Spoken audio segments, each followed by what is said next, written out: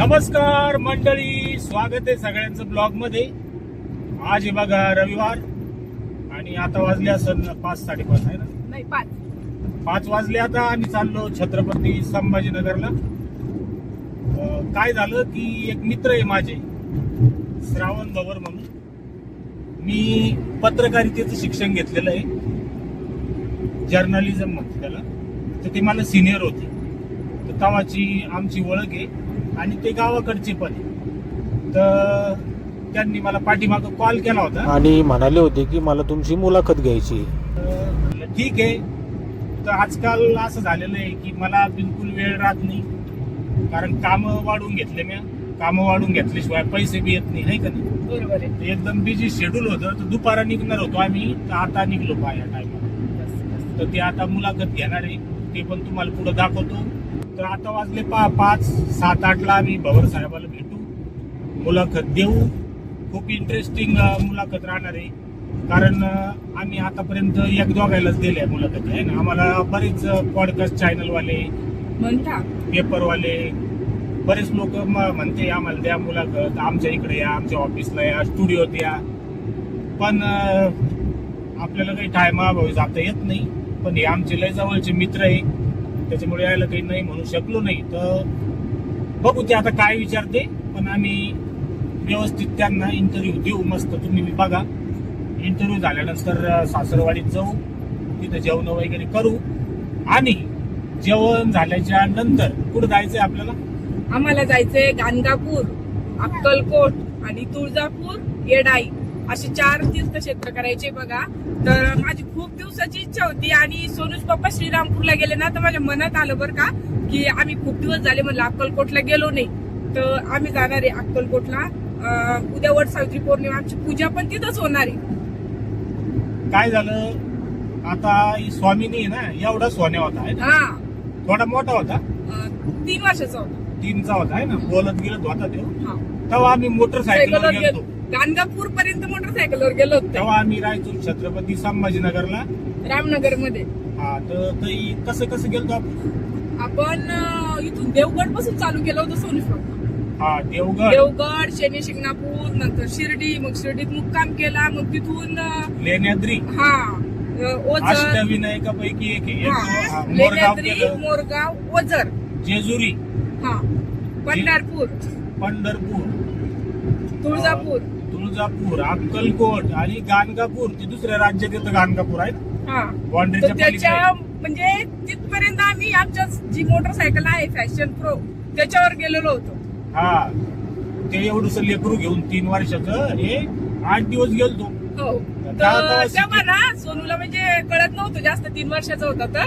तर नेहमी आम्ही शिर्डी नेहमी जायचो शिर्डीला। तर मग मी आता शिर्डीला कधी जायचंय, म्हणजे त्याला वाटतं शिर्डी म्हणजे सगळं फिरलं, शिर्डीला कधी जायचंय। तर तेव्हापासून मला 10 वर्षाच्या नंतर 10-12 वर्ष, हा। तर शांतबाई, तर 10-11 वर्षाच्या नंतर अक्कलकोटला चाललो बघा आम्ही। आता सोनूच्या मम्मीचं कसं आहे, स्वामी समर्थावर वगैरे श्रद्धा आहे, खूप तिला श्रद्धा लय आहे। आनंद झाला काल। म्हणजे असं योग निघला होता, एकदम दुसरं म्हणे की आपल्याला जायचं, आणि आज सकाळी म्हणे नाही जायचं। मग आम्ही काय विचार केला, की आपण गाव म्हणलो निघलं ना, ना, तर जाऊन यायचं। जायचंच। तर आता ही गाडी जी माझी आहे, ही संभाजीनगरला लव गेले, छोटी गाडी आहे। हा, आलतो, हा, आणि संभाजीनगरहून मोठी एर्टिगा गाडीची आहे, तर भाड्यानं करू आणि तिथून 12 रुपये किलोमीटरनं भेटते एर्टिगा गाडी। हा। कारण कसं यांचा पसारा लेकर बरोबर आहे की मोकळं चाकळं आता पाहिजे। हीच बघा कशी आलती, व्हिडिओ चालू आहे, पण ती 2 हा, मिनिटं ही पण काही मारत चैन नाही। बसत नाही तिला। आता इकडे फोन दिसला काय, हा, तर असं आहे। व्हिडिओ पहा, तिकडचे मी तुम्हाला सगळं दाखवतो। यावेळेस मस्त निवांत ब्लॉग बनवू, आहे का नाही? हो, तर चला। हा, तर पुढं पाहत राहा व्हिडिओ। तर आता आलो पहा मी नारेगावला, समोर खेळू राहील इकडे या मामी स्वयंपाक वगैरे करू राहिल्या, आणि मी झाले तयार। कारण आम्ही आता चाललो भवर साहेबाच्या तिकडे आहे ना। तर चला मग आठवा पॉडकास्ट म्हणजे इंटरव्ह्यू। सोनूची मम्मी त्याला पोस्ट कार्ड म्हणून राहिली। हे इकडं निकिता भांडे घासू राहिली। हा, समू चाल गेलो, आता समूला इथंच ठेवून चाललो आम्ही. मामी सांभाळणार आहे समूला, आहे ना? हा, तर माझे सांभाळणार आहे, कारण की आम्हाला तिकडे 1 तास लागते का 2. आता तिला जेवू पण घालन आणि सांभाळून ती आईकडे राहते माझ्या, आणि मी येतो आम्ही इथं. तर रडू नको देऊ मम्मी. सरक सरक सरक सर इकडे इकडे ये. अरे घाण आहे ते. चल, ये इकडे. चल चाल चल बेटा चल. इकडे आपली गाडी उभी आहे बाहेर. हे त्यांच्या घराच्या बाहेरचं वातावरण.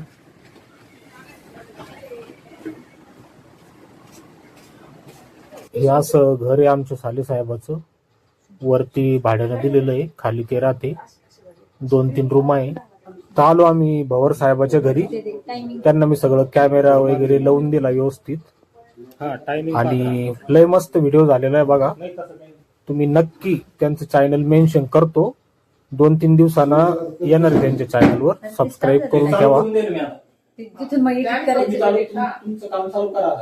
स्टार्ट झालंय टाइम.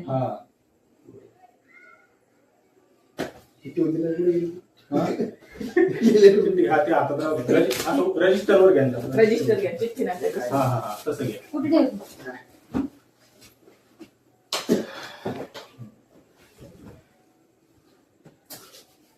ठेव? येते म्हणता येते सगळं दिसतं. नमस्कार, मी भवर, श्रावण भवर.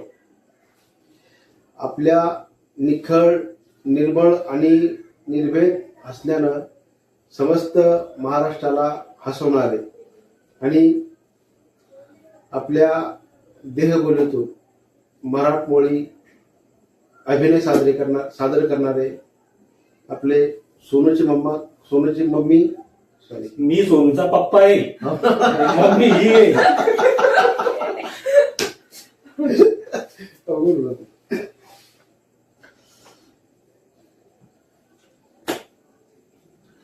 नमस्कार, मी भवर, श्रावण भवर. तुम्ही डबल चालू केलं ते मी पहिलंच ठेवणार आहे. म्हणजे तुम्ही आता पहिल्यापासून चालू केलं, मी पहिलंच ठेवणार आहे. नाही नाही नाही, चालू द्या, तुम्ही चालू द्या. नाही राहू दे ना. हे चल. तर एकदम जबरदस्त मुलाखत झालेली आहे. आणि आम्ही स्वतः खूप हसलो आणि रडलो पण. काही प्रश्न त्यांनी विचारले तर सोनूच्या मम्मीला रडू पण आवरलं नाही. तर अशी एकदम भारी मुलाखत झालेली आहे. तर सर्वांनी नक्की पहा. सगळ्यांना विनंती आहे माझ्या बहिणीला. हे सोनूच्या मम्मीला त्यांनी साडी दिली आणि मला पण टावेल टोपी देऊन, जी आपली परंपरा असते, आपण कुठं पाहुणं गेलो ती त्यांनी निभावली. त्यांचे स्वभाव खूप छान आहे म्हणून इथपर्यंत आलो मी. आणि त्यांची मला कायम मदत असते. ही फॅमिली त्यांची. हे 2 मुलं आहेत चिमुकले. त्या ताई आहेत, त्यांच्या मिसेस, आणि ह्या आई आहे. तर ते इथं नोकरीला आहे संभाजीनगरला. तर त्यांनी या खूप छान प्रकारे मुलाखत घेतलेली आहे आमची, आणि आम्ही पण मनमोकळेपणानं त्यांना उत्तर दिलेले. तर सगळ्यांनी त्यांचं चॅनल मेन्शन करतोय मी टायटलमध्ये, त्याच्यावर जाऊन मुलाखत पहा. तर भवर साहेबांचे, ताईंचे, आईचे, सगळ्यांचे खूप खूप धन्यवाद. भवर साहेब एक कवी आहेत. त्यांच्या पुस्तकाला शासनाचा पुरस्कार पण मिळालेला आहे. त्यांनी त्यांचा हा जो काव्य संग्रह आहे श्रावण सर, हा आम्हाला भेट दिला, त्याबद्दल त्यांचे खूप खूप धन्यवाद. तर आता वाजले 10:30 आणि आम्ही आलो आता घरी म्हणजे नारेगावला. माझ्या मम्मीच्या घरी. हा, तर सगळ्यात जेवण चालू आहे. गणेश इकडं, निकिता, मुन्नी आणि मामी आणि हे दशमे सगळ्यांनी यायला करेल आहे का आता खायला? दशम्या केल्या आता सोबत नाही लागलं. पण मग आता इथं जेवण करू, मग इथंच खा. अच्छा, हे सगळ्यांनी यायला केल्या त्या. हा, भेंडीची भाजी, शेंगदाण्याची चटणी, हे काय वरण आहे ना, तुरीचं फिक्क वरण. तर असा मेनू आहे जेवायला. तर आता आम्ही रात्रीचं निघणार आहे. तर पुढचा ब्लॉग नक्की पहा. तर चला, धन्यवाद, बाय. बाय.